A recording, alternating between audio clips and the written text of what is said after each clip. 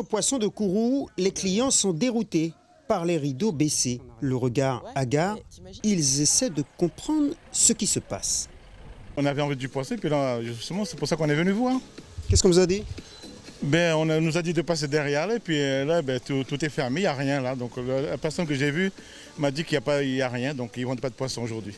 C'est fermé pour une durée indéterminée. Et que vous a-t-on dit?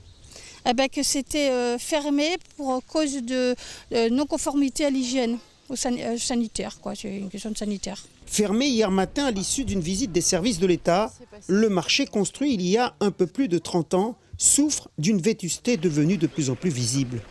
Il y a des carreaux à remplacer, il y a pas mal de travaux à faire. Surtout dans le marché, il y a des stocks de frigidaires où les pêcheurs stockent le poisson. Et il est interdit de les mettre. Alors il faut trouver des moyens pour qu'on puisse arranger ça. Une situation dénoncée depuis longtemps par les pêcheurs et les vendeurs. C'est le 4e avertissement. Depuis l'ancienne municipalité, ils avaient déjà eu un avertissement. Et là, avec cette municipalité, ils ont eu deux à trois avertissements pour faire des travaux. Ils ont fait un petit peu, mais ce n'est pas suffisant et ce n'est pas bon. Côté mairie, le dossier a été pris à bras-le-corps dès hier après-midi. Une réunion avec les pêcheurs a été organisée pour trouver une solution dans l'urgence. Le directeur général des services ne s'étend pas sur le sujet.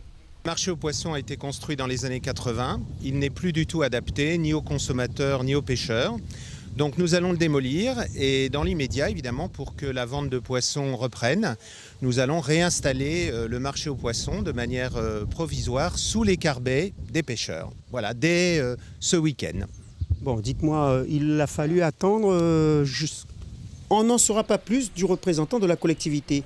Dans un communiqué, elle annonce une réouverture ce week-end. Affaire à suivre. Suivez l'info sur Guyana Première, télé, radio et Internet.